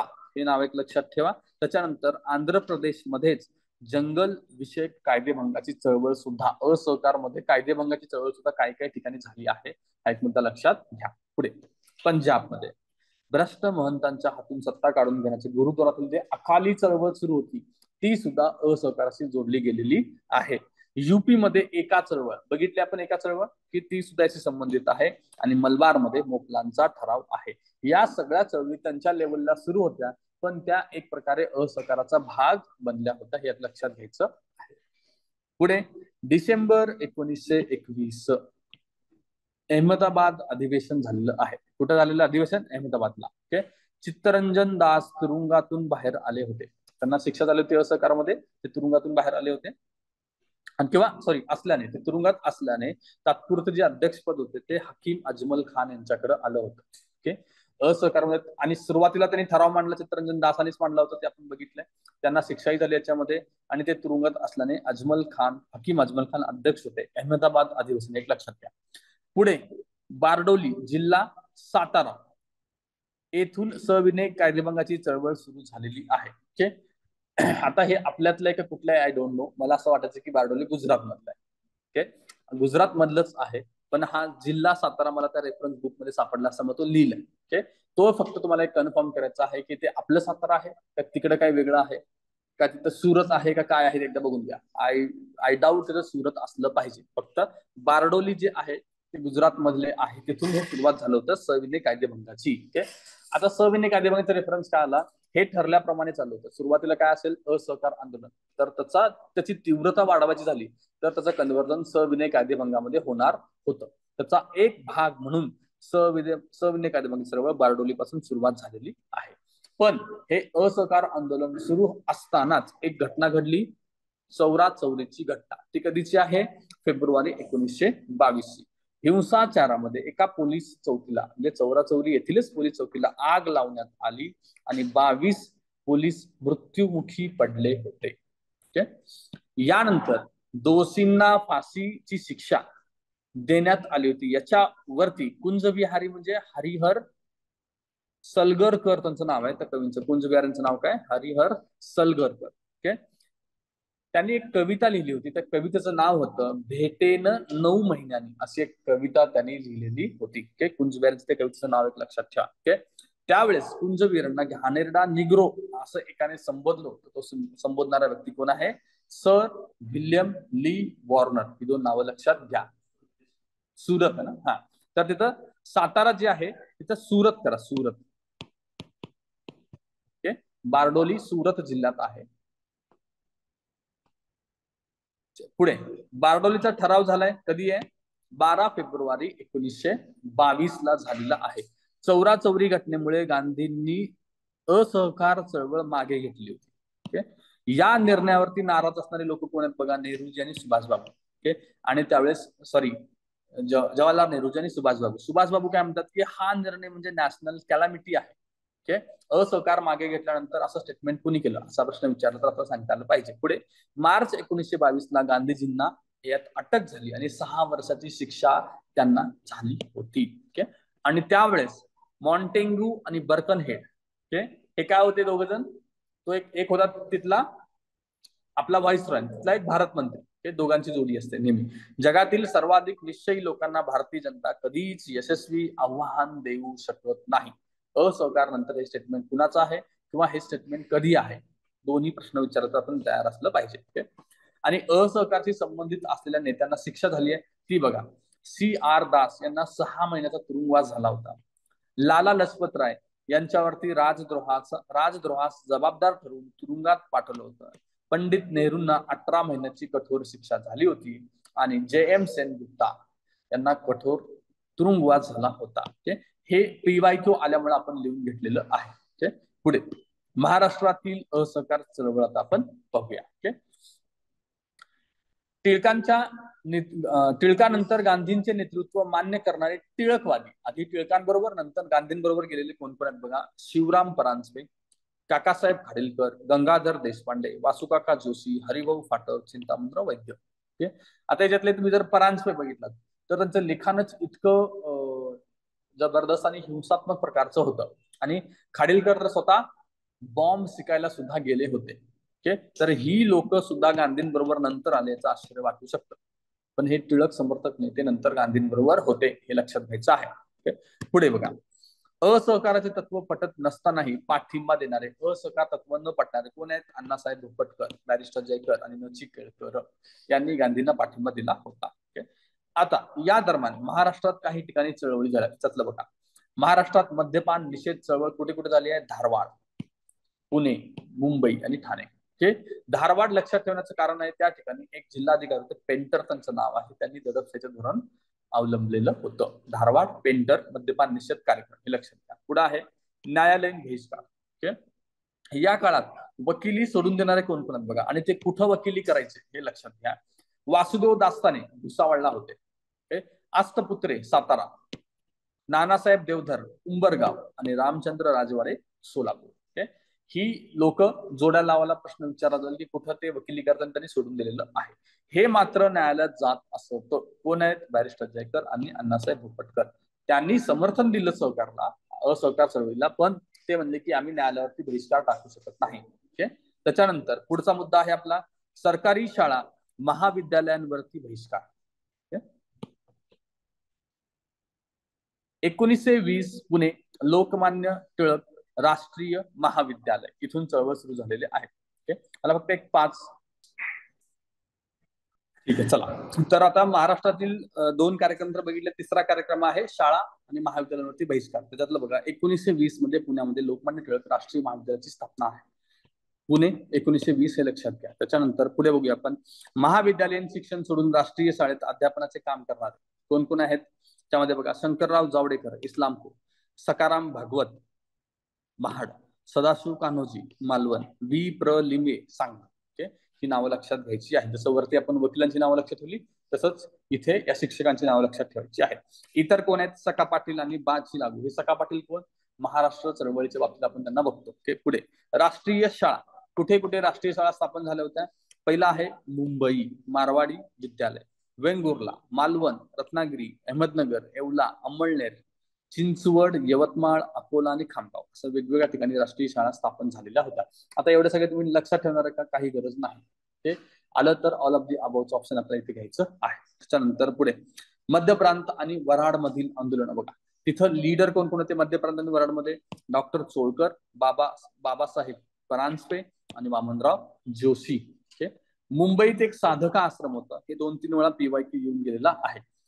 साधका आश्रम 1921 ला केशवराव देशपांडे स्थापन केलेलं आहे. कधीच आणि कोणी स्थापन केलं हे लक्षात घ्या. अंधेरी आनंदीलाल पोद्दार शेठजींच्या वाड्यामध्ये हे सुरू झालेलं होतं. अंधेरीमध्ये आनंदीलाल पोद्दार शेठजींचा वाडा आहे. प्रतिज्ञा यांची काय होती याच्यावरती प्रश्न होता. मी सरकारी नोकरी करणार नाही अशी प्रतिज्ञा त्या आश्रमात ऍडमिशन घेणाऱ्या लोकांना किंवा मुलांना करावी लागत असे. ओके, याचाच एक भाग आहे मुळशी सत्याग्रह. मुळशी सत्याग्रहाचा काळ कधीचा आहे बघा? 1921 ते 1924 दरम्यानचा काळ आहे. मुळा आणि मुठा संगमावरती टाटांचा एक जलविद्युत प्रकल्प उभा होणार होता. मुळा मुठा संगमावरती 54 गावं पाण्याखाली जाणार होती. तर त्याच्या विरोधात हा मुळशी सत्याग्रह सुरू करण्यात आला होता. आणि याच्यात सहभागी असणारे नेते कोण पण आहेत बघा? सेनापती बापट, हे आपण डिस्कस केलं होतं एका ठिकाणी. शंकरराव देव पहिले सत्याग्रही आहेत बरं का. मुळशी सत्याग्रहाशी संबंधित पहिले सत्याग्रही कोण आहेत? शंकरराव देव. त्याच्यानंतर शिवराम परांजपे, फाटक, भोपटकर आणि न.ची. केळकर या सगळ्या व्यक्ती मुळशी सत्याग्रहाशी संबंधित आहेत. ओके, पुढे बघूया. परदेशी मालावरती बहिष्कार. ओके, परदेशी मालावरती बहिष्कारचा एक प्रोग्राम होता जुलै 1921 मध्ये. एल्फिन्स्टन मिल समोर कापडाची होळी करण्यात आली होती. एल्फिन्स्टनच्या मिल समोर कापडांची होळी झाली होती. तर त्याचे मालक होते उमर सोमानी. ओके, याचा याचा पुढचा एक भाग आहे या काळात तयार झालेले सहकार पक्ष. सहकार पक्ष नावाचा एक पक्ष त्यात स्थापन झाला होता. कधी आहे बघा तो? 1926 चा. कुठे स्थापन झालाय? अकोल्याला. अध्यक्ष कोण आहेत? बॅरिस्टर जयकर. उपाध्यक्ष कोण आहेत? बाप्टिस्टा. आणि सदस्य आहेत भोपटकर म्हणजे खापर्डे. म्हणजे हे मोस्ट ऑफ लोक कोण आहेत? टिळक समर्थक आहेत. सहकारची कॉन्सेप्ट तुम्हाला माहिती आहे. सरकारला नेहमी विरोध न करता ज्या ठिकाणी योग्य काम चालू आहे त्या ठिकाणी आपण सहकार केला पाहिजे. त्यांना सुद्धा आपण सहकार केलं पाहिजे या उद्देशानं सहकार पक्ष हे टिळक असतानाच त्यांचीच ही आयडिया होती. नंतर हे 1926 ला असा पक्ष स्थापन केला आहे. एक लक्षात घ्या. ओके, तर अशा प्रकारे मुंबईत आणि इतर ठिकाणी मोठमोठ्या ठिकाणी ही आंदोलनं झाली आहेत. ते लक्षात घ्या असहकार चळवळीचे. ओके, आणि असहकार चळवळीचं आता फॉर एक्झाम्पल तुम्ही जर बघितलं तर मुळशी सत्याग्रह. ओके, काही सत्याग्रह असहकार चळवळ थांबली त्याच्यानंतर सुद्धा पुढे कंटिन्यू झालेली आहेत. ओके, आणि या सत्याग्रहाचा रिझल्ट काय आला काय नाही असा प्रश्न आपल्याला पडू शकतो. ओके, मोस्ट ऑफ सत्याग्रहाचा रिझल्ट किंवा जो उद्देशानं सुरू झाला तो उद्देश मिळाला असं नाही. असहकार, सविनय आणि चलो या तिन्ही आंदोलनांचा उद्देश काय होता की आपल्याला स्वराज्य प्राप्ती करणं. नाही मिळालं. पण याचा अर्थ काय आहे? हे फेल आहेत का? अजिबात नाही. यानं एक भारत एक देश आहे, एक युनिटी निर्माण करण्याचं पहिलं काम झालं होतं. दुसरं ब्रिटिशांवरती प्रेशर क्रिएट करणं. तिसरं संघटना निर्माण करून छोट्या सुधारणा आपल्या पदरी पाडून घेणं. असं करत करत आपण स्वातंत्र्यापर्यंत पोहोचलो आहोत. या सगळ्याच्या स्वातंत्र्यामध्ये खूप मोठा वाटा आहे हे लक्षात घ्या. हे वाचत असताना आपल्याला कधी कधी प्रश्न पडतो की एंड काय झालं? मध्येच थांबावं लागलं. सगळ्या चळवळी आपल्याला मध्ये थांबाव्या लागल्या आहेत. कारण अशा लोक चळवळी खूप लांबपर्यंत चालत नाहीत. वर्ष ते 1.5 वर्ष. कारण सगळ्या लोकांना बरोबर घेऊन जावं लागत असतं. ओके, सामान्य जनता तुमच्याबरोबर वर्ष 2-2 वर्ष आंदोलन करू शकत नाही. ओके, त्यामुळे हे गांधीजींच्या चळवळीचं एक तत्व सुद्धा होतं. फाईट करा. लोकांचा सहभाग कमी झाला किंवा ते थकले की थांबा. त्यांना थोडी परत ताकद येऊ द्या आणि मग पुन्हा सुरू करा. ओके, ही त्यांची स्ट्रॅटेजी होती. ते एकानंतर एक फाईट करत होते. ओके, आणि ब्रिटिशांविरुद्ध लढून अहिंसेनं लगेच मिळणं शक्य नव्हतं. चौराचौरीची घटना झाल्यानंतर सुद्धा जे अनेक लोकांनी त्यांनी विरोध केला की तुम्ही नाही. आता मगाशी आपण बघितलं ना सुभाष बापू काय म्हणले? नॅशनल कॅलॅमिटी आहे, आपण माघार घेतली नाही पाहिजे होती. जर तिथं माघार घेतली नसती तर एका ठिकाणी हिंसा झाली आहे ती हिंसा पूर्ण भारतभर पसरली असते आणि ते हिंसात्मक रूप आलं असतं. त्यानंतर सुद्धा स्वतंत्र आलं असतं का? अवघड आहे. जर हिंसात्मक झालं असतं तर अशा चळवळी दडपवून टाकणं सरकारला खूप सोपं असतं. पुढे आहे आपला सविनय कायदेभंग. सविनय कायदेभंगाबद्दल बघूया. पहिल्यांदा गया अधिवेशन आहे डिसेंबर 1922. अध्यक्ष आहेत चित्तरंजन दास. दासांनी काउन्सिल प्रवेशाचा मुद्दा मांडला होता. आपण सुद्धा काँग्रेसने सुद्धा काउन्सिल मध्ये प्रवेश करावा विधिमंडळात. त्यास मोठ्या प्रमाणात विरोध झाला होता. काउन्सिल मध्ये प्रवेश करायचं का नाही या मुद्द्यावरून 2 ग्रुप पडले होते. हे तुम्ही इतिहासात वाचलं असेल. एक आहेत फेरवादी आणि दुसरे आहेत नाफेरवादी. फेरवादी आहेत प्रो चेंजर आणि नाफेरवादी आहेत नो चेंजर. कशाबद्दल चेंज आहे? आंदोलनाच्या स्ट्रॅटेजी बद्दलचा चेंज आहे. आंदोलन कसं करायचं या मुद्द्यावरून आहे. काही ग्रुप होता की आंदोलन आपण कंटिन्यू करायचं, त्याचा एक भाग मधून सरकारमध्ये समाविष्ट व्हायचं. हे सरकारमध्ये समाविष्ट होऊन सरकारला सरकार चालवणं अवघड करून ठेवण्याचा एक त्यांचा मुद्दा होता. आणि जर आपल्या चळवळीत जिवंत राहायचं असेल तर सरकारमध्ये समाविष्ट होणं गरजेचं आहे या मताचे होते फेरवादी. त्याच्या विरोधी होते नाफेरवादी. जी आपली आहे बहिष्कार आपला एक मुद्दा आहे. तर आपण इतक्या सगळ्या गोष्टींवरती बहिष्कार टाकतो. त्याचा एक मुद्दा सरकारवरती बहिष्कार टाकणे सुद्धा आहे. जर आपण त्यात समाविष्ट झालो तर आपल्या एक मूळ गाभ्याला धक्का लागेल अशा मताचे असणारे नाफेरवादी होते. तर याच्यामध्ये फेरवादी कोण आहेत, नाफेरवादी कोण आहेत हा एक मुद्दा लक्षात घ्या. फेरवादी कोण आहेत बघा? चित्तरंजन दास, मोतीलाल नेहरू, हुसेन सुरावर्दी, हकीम अजमल खान आणि अजून बाकीचे लोक होते. आणि नाफेरवादी होते वल्लभभाई पटेल, डॉक्टर M.N. अन्सारी, राजेंद्र प्रसाद आणि C. राजगोपालचारी. ही फक्त नावं लक्षात घ्या. फक्त एक्सचेंज केली की आपल्याला लक्षात आलं पाहिजे बाबा एक्सचेंज केलेलं आहे. त्याच्यानंतर पुढे काँग्रेस खिलाफत स्वराज्य पार्टीची स्थापना आहे. कधी आहे? 1 जानेवारी 1923. आपण ज्याला स्वराज्य पार्टी म्हणतो त्याचं नाव होतं काँग्रेस खिलाफत स्वराज्य पार्टी. अध्यक्ष होते चित्तरंजन दास आणि सचिव होते मोतीलाल नेहरू. हे दोघच याच्यातले मोठे लीडर होते. पुढे सप्टेंबर 1923 मध्ये दिल्लीचे विशेष अधिवेशन झाले.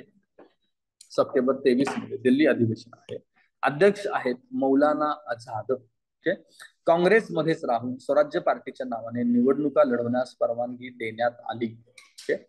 काँग्रेसमध्ये राहून तुम्ही स्वराज्य पार्टीतर्फे निवडणूक लढवू शकता, हे दिल्ली अधिवेशनात झालंय. हा फॅक्च्युअल डेटा लक्षात घ्या. आणि अध्यक्ष आहेत मौलाना आझाद. पुढे नोव्हेंबर 1923 मध्ये 1919च्या ऍक्ट नुसार निवडणुका झाल्या. 1923 मध्ये स्वराज्य पक्षास 101 पैकी 42 सीट्स वरती विजय मिळवला होता. विरोधी पक्ष नेते बनले होते यांच्या पक्षाचा. आणि विरोधी पक्ष नेते कोण होते? मोतीलाल नेहरू. इतका एक फॅक्च्युअल डेटा माहिती असला पाहिजे. लगेच असं टाकतील की स्वराज्य पक्ष सत्तेवरती आला, सत्तेवरती येऊ शकला नाही. 101 पैकी 42 सीट्स आहेत. विरोधी पक्ष बनला होता. पुढे फेब्रुवारी 1924 मध्ये गांधीजींची तुरुंगातून सुटका. आपण मग असे बघितलं 6 वर्ष शिक्षा झाली होती असहकार नंतर. तर मग आरोग्याचं कारण असतो त्यांना लवकर सोडावं लागलं. आरोग्याचं कारण असो किंवा इतर कारण असो, गांधीजींना तुरुंगात ठेवणं ब्रिटिशांना परवडत नव्हतं. त्यामुळे त्यांना बाहेर सोडावं लागत होतं. तर ते त्यांना बाहेर सोडलंय. गांधींचा कायदेमंडळात प्रवेशास विरोध होता, पण अखेर स्वराज्य पक्षाच्या स्थापनेला त्यांनी मान्यता दिलेली आहे. त्यांचा विरोध होता, त्यांना ही कॉन्सेप्ट पटत नव्हती, तरी पण त्यांनी त्याला समर्थन दिलं आहे. 1925 मध्ये मार्चच्या महिन्यामध्ये बघा विठ्ठलभाई पटेल यांचे केंद्रीय कायदेमंडळाचे अध्यक्ष म्हणून निवड झाले. आपण लक्ष्मीकांत मध्ये सुद्धा वाचतो. हा एक फॅक्च्युअल डेटा लक्षात घ्या. पुढे आहे जून मध्ये मात्र चित्तरंजन दास यांचा मृत्यू झालेला आहे. चित्तरंजन दास यांच्या मृत्यूनंतर स्वराज्य पार्टीला उतरती कळा लागली. तिथून त्यांचा मुख्य जो लीडर होता तोच इथं गळून पडलेला होता. पुढे स्वराज्य पक्षात ही 2 गट पडले होते. आता स्वराज्य पक्ष निर्माण झाला, ते विधानमंडळात गेले सुद्धा आणि तिथेही वाद निर्माण झाले. आणि त्याच्यात 2 गट पडले. एक होता रिस्पॉन्सिव्ह, दुसरा होता नॉन रिस्पॉन्सिव्ह. सरकार सविनय कायदेभंग चळवळीत सामील होताना सरकारी पदे धारण करून सामील व्हावे की बाहेर पडावे याच्यावरून पुढे वाद निर्माण झाला होता. त्यामुळे सुद्धा रिस्पॉन्सिव्ह नॉन रिस्पॉन्सिव्ह असे 2 गट पडले. 1926 मध्ये पुन्हा निवडणुका झाल्या. त्यावेळेस मात्र स्वराज्य पक्षास 40 सीट्स आले होते. आधी किती होते? 42. 2 सीट्स त्यांचे इथे कमी झाले. लाहोर अधिवेशनानंतर जानेवारी 1930 मध्ये स्वराज्यिस्ट कायदेमंडळातून कायमचे बाहेर पडले. कुठल्या अधिवेशनानंतर? लाहोर 1930 कायदेमंडळातून ते बाहेर पडलेले आहेत. ओके. तर या सगळ्या चळवळी सुरू असताना पुढे काय आलंय? सायमन कमिशन आहे. सायमन कमिशन कशासाठी होती?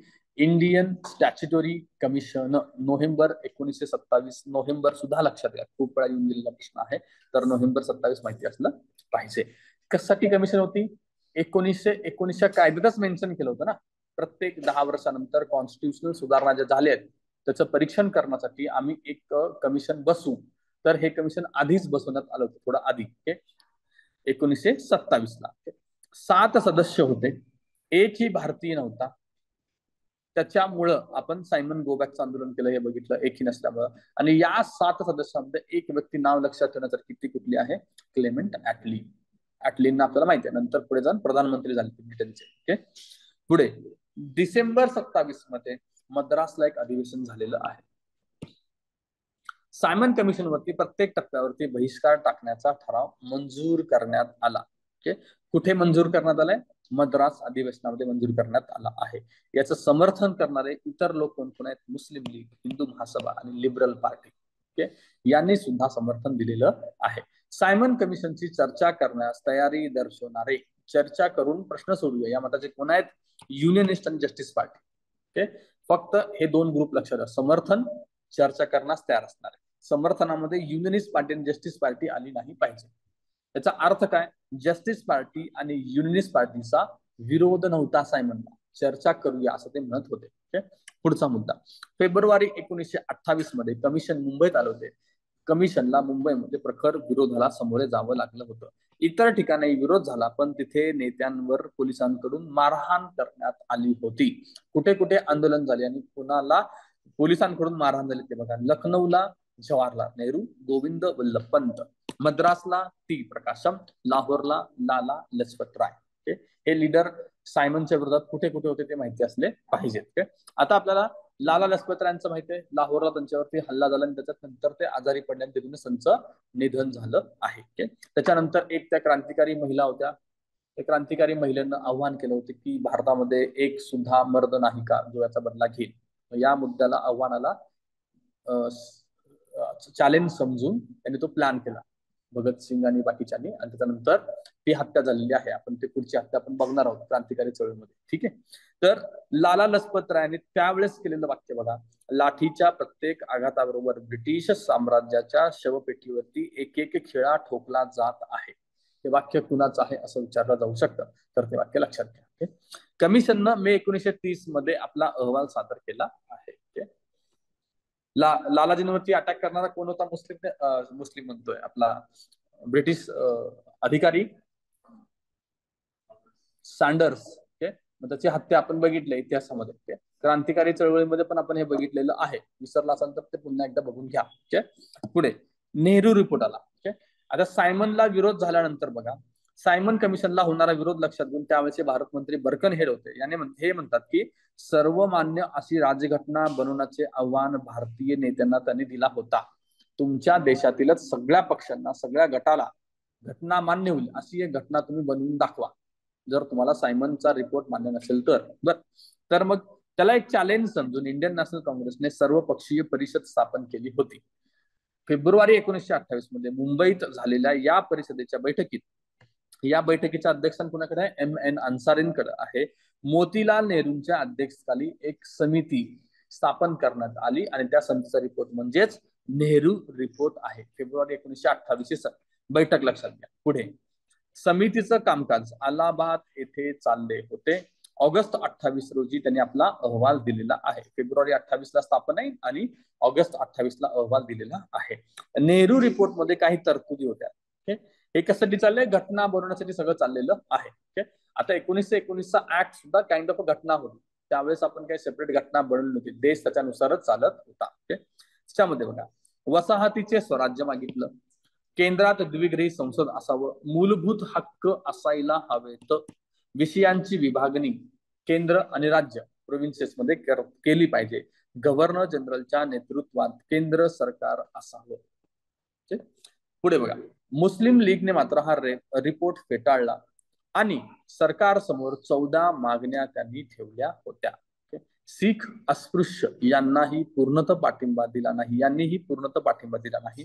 परिणामी सरकारने याच्याकडे दुर्लक्ष केलं. सरकारला ते माहिती होतं की तुम्ही सगळ्यांना मान्य असाल असा एक रिपोर्ट बनवू शकत नाही आणि त्यांच्या अपेक्षेनुसार तसं झालेलं आहे.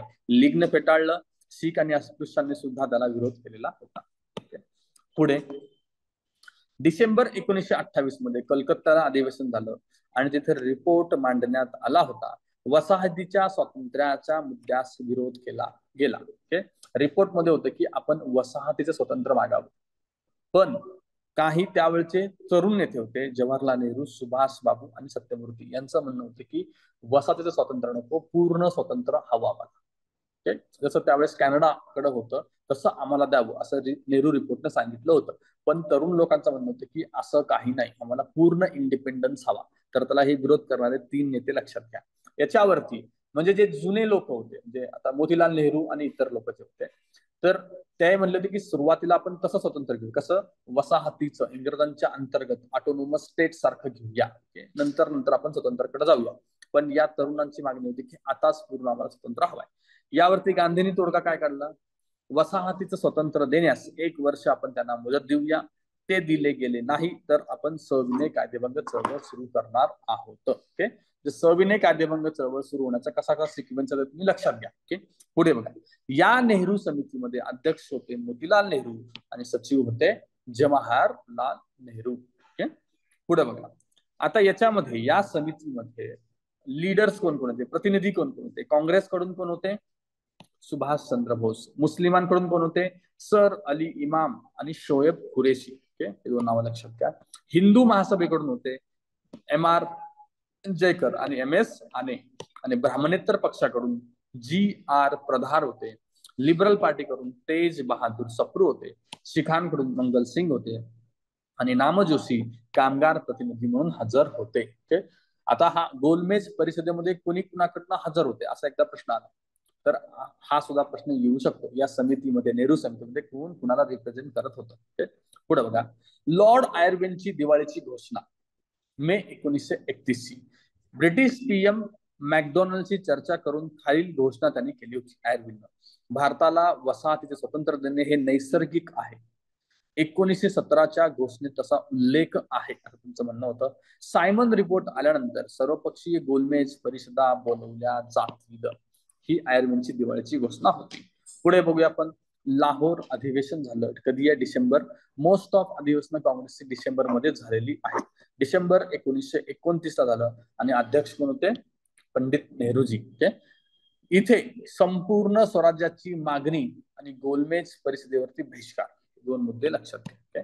31 डिसेंबर 1929 ला मध्यरात्री रावी नदीच्या किनारी स्वातंत्र्याचा तिरंगा झेंडा फडकवण्यात आला होता. 26 जानेवारी 1930 स्वतंत्र दिन म्हणून पाळण्यास सुरुवात करण्यात आली होती. हे लाहोर अधिवेशन लक्षात घ्या. पुढे जाऊया आपण सविनय कायदेभंगाच्या चळवळीकडे. सविनय कायदेभंग चळवळ सुरू होणार होती, कारण ब्रिटिशांना आपण 1 वर्ष दिलं होतं, त्यात त्यांनी काय दिलेलं नाही, त्याच्यानुसार आता चळवळ सुरू होणार होती. गांधीजींच्या 11 मागण्या कोणत्या होत्या? मीठ बनवण्यावरील सरकारची मक्तेदारी रद्द झाली पाहिजे, मिठावरील कर रद्द करा, सिव्हिल सर्व्हिस आणि सैन्यावरील खर्च 50% कमी करा, मादक पदार्थांची विक्री पूर्ण बंद करावे, विदेशी कापडांच्या आयातीवरती बंधने आणावीत, राजकीय कायद्यांची सुटका करावी. अशा वेगवेगळ्या मागण्या गांधींनी समोर ठेवल्या होत्या. त्या 11 मागण्या लक्षात घ्या. सरकारकडून कोणताही प्रतिसाद गांधींना मिळाला नाही, म्हणून गांधींनी चळवळ सुरू केलेली आहे. त्याचा पहिला भाग आहे मिठाचा सत्याग्रह म्हणजेच दांडी यात्रा. हे 3 डेटा ज्याचं लक्षात घ्या. एक आहे 12 मार्च 1930 ला साबरमती आश्रमातून गांधींनी दांडी सत्याग्रहासाठी सुरुवात केलेली आहे. 5 एप्रिलला ते दांडीला पोहोचले. 6 एप्रिलला मीठ उचलून मिठाचा कायदा गांधींनी मोडला होता. आता हे सविनय कायदेभंग करत असताना मीठच का निवडलं असेल? काय तुम्हाला आयडिया आहे का? मीठच का निवडलं असेल?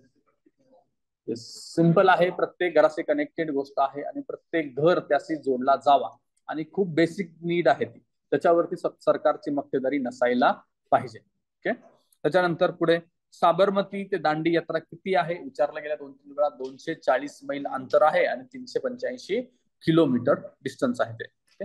गांधींबरोबर 79 जण इथे समाविष्ट झाले होते. नंतर खूप जण झाले, जसं गांधी चालत जाते तसे अनेक जण ऍड होत झाले, पण आश्रमात 79 लोकांना त्यांनी निवडलं होतं. तर त्या 79 लोकांमध्ये 13 महाराष्ट्रीयन व्यक्ती होत्या. ओके.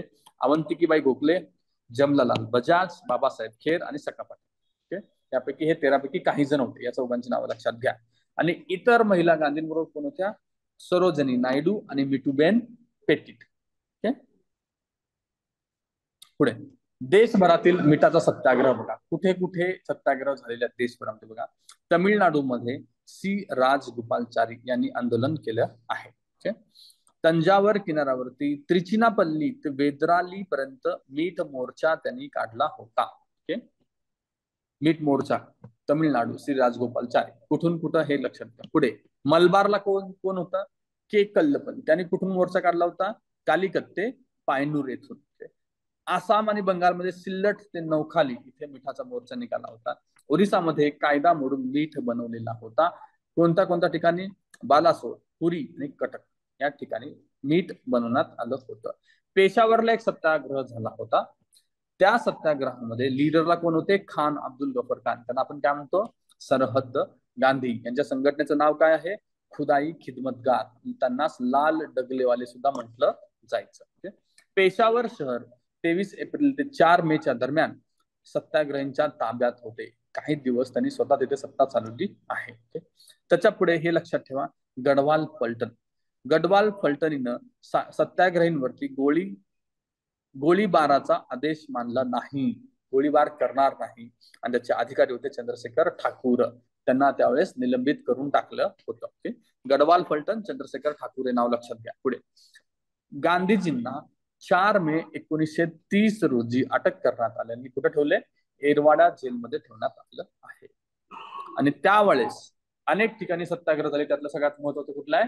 धारासनाचा मीठ सत्याग्रह. नेतृत्व कुणाकडे आहे? सरोजनी नायडूंकडे. सहभागी कोण आहेत? मनीलाल, गांधीजींचे पुत्र आहेत, आणि इमाम साहेब, गांधीजींचे मित्र, हे सुद्धा यात सहभागी होते. एकूण 2000 सत्याग्रही याच्यात समाविष्ट झाले होते. आणि वृत्तांकन कोण करत होतं? वेब मिलर, एक अमेरिकन पत्रकार होता, त्याने हे वृत्तांकन केलं होतं. ते तुम्ही खूप साऱ्या मूव्ही मध्ये पण पाहिलं असेल किंवा वाचलं सुद्धा असेल. चेन करून एक लोक सत्याग्रह करत होते. त्यांचा उद्देश काय होता? त्या सत्याग्रह कुठे झाले? धारासना. तिथे एक मीठ बनवण्याचा गोदी म्हणा किंवा कारखाना म्हणा, तिथून मीठ उचलून सत्याग्रह किंवा सविनय कायदेभंग करायचा होता. तर तिथंपर्यंत त्यांना पोहोचू दिलं जात नव्हतं. तर 2000 सत्याग्रही एकानंतर एक चेन करून पुढे जात होते, आणि पुढे थांबलेले पोलीस अधिकारी यांच्यावरती लाठीनं वार करत होते. मग ते डोक्यात असो किंवा कुठेही असो. त्यातनं घायल झालेल्या व्यक्तीला उचलायचं, बाजूला आणायचं, त्याला काहीतरी मलमपट्टी करायचं आणि समोर जायचं पुन्हा. ही अशी चेन कंटिन्युअसली सुरू होती. अनेक जण त्यात खूप मोठ्या प्रमाणात जखमी झाले होते. हे वेब मिलरनं पहिल्यांदा पाहिलं होतं. तो म्हणला की मी जगभरात बघितलेल्या सत्याग्रहामध्ये इतकं डेडिकेशनने सत्याग्रह केलेला मी पहिल्यांदा बघतोय. त्यामुळे वेब मिलर आपल्याला माहिती असला पाहिजे. अमेरिकन पत्रकार आणि खूप वेळा आपल्याला पीवायला येऊन झालेलं सुद्धा आहे. पुढे अशीच पद्धत इतर ठिकाणी वापरण्यात आली सत्याग्रहाची. ती कुठं कुठं आहे? वडाळा, सानीकाठा, मिदनापूर,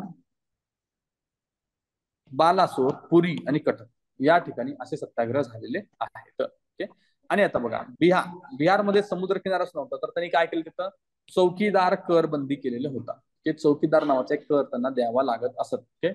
तर चौकीदार हे पोलिसांना हेल्प करण्याचे होते. तर तो कर त्यांनी बंद केला. नेतृत्व कुणाकडे आहे? राजेंद्र प्रसाद अब्दुल बारी. बंगालमध्ये सुद्धा असं चौकीदार कर बंदी केली आहे. आणि युनियन टॅक्स बंदीच्या विरोधात पण चळवळ करण्यात आली होती. गुजरातमध्ये कुठं आंदोलन झालं बघा सविनय कायदेभंगात? खेडा, बारडोली आणि जंबूसर या ठिकाणी झालेले आहेत. इथे कसं झालंय? जमीन महसूल द्यायचं नाही असं. कोणत्या प्रकारची आंदोलनं कुठं झाले? मिठाचा असो, जमीन महसूलचा असो, युनियन टॅक्स असो, किंवा चौकीदारी करबंदी असो, ही कुठं झालेत एवढा आपल्याला फॅक्च्युअल डेटा माहिती असला पाहिजे. आसाममध्ये बघा, कनिंगहॅम सर्क्युलरच्या विरोधात आंदोलन झालं.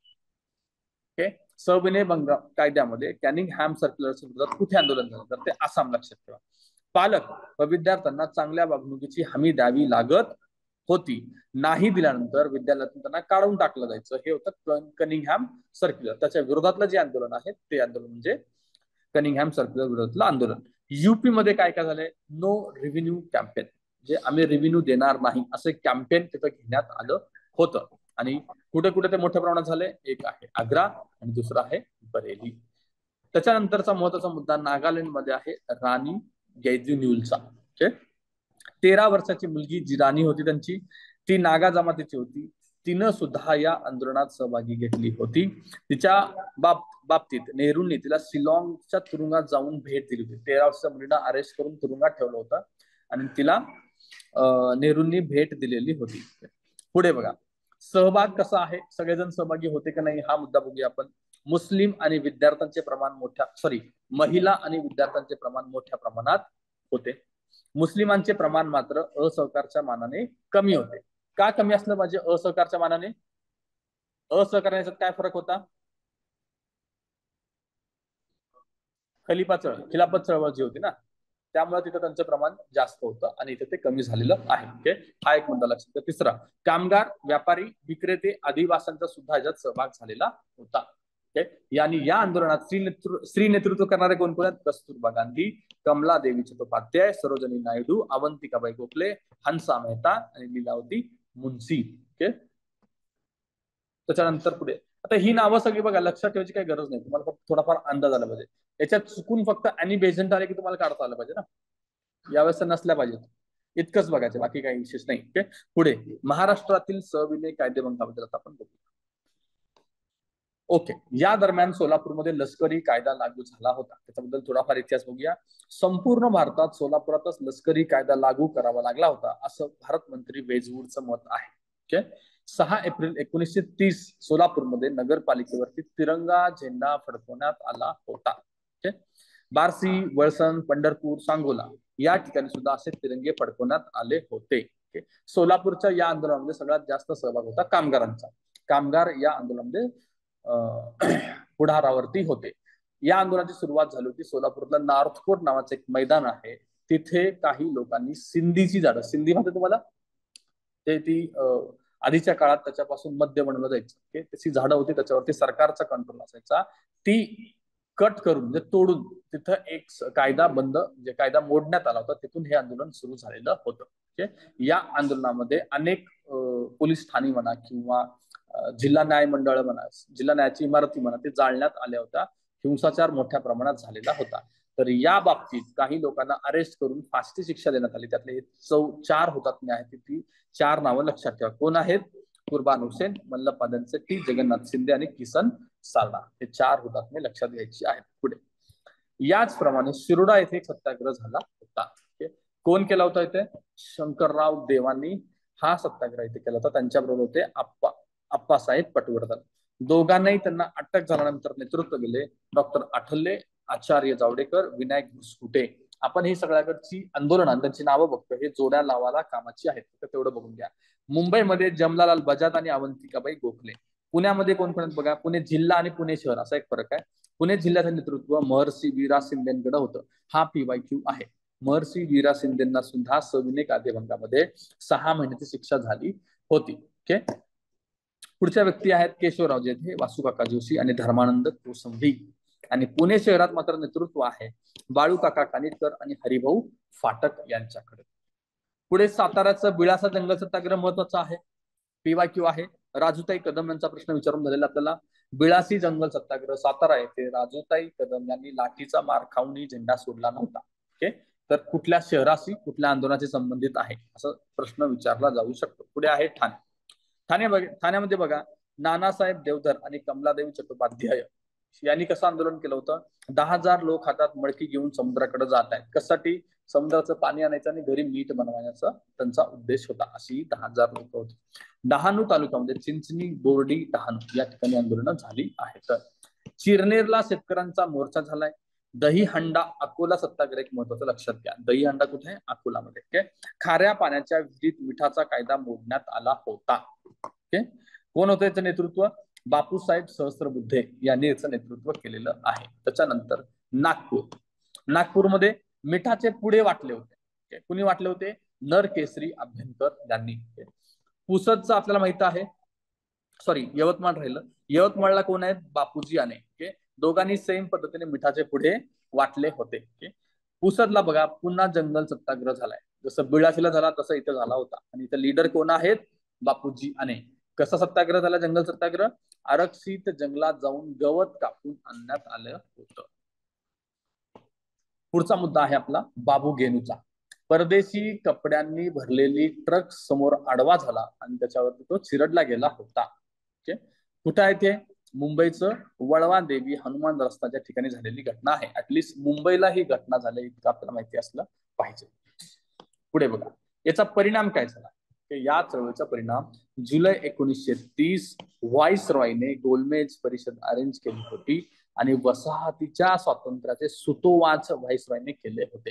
तुम्हाला आपण वसाहतीचं स्वातंत्र्य देऊया. ओके, याच्या बाबतीत म्हणजे सत्याग्रही आणि इंग्रज या दोघांच्या बाबतीमध्ये मध्यस्थी करणारे कोण आहेत?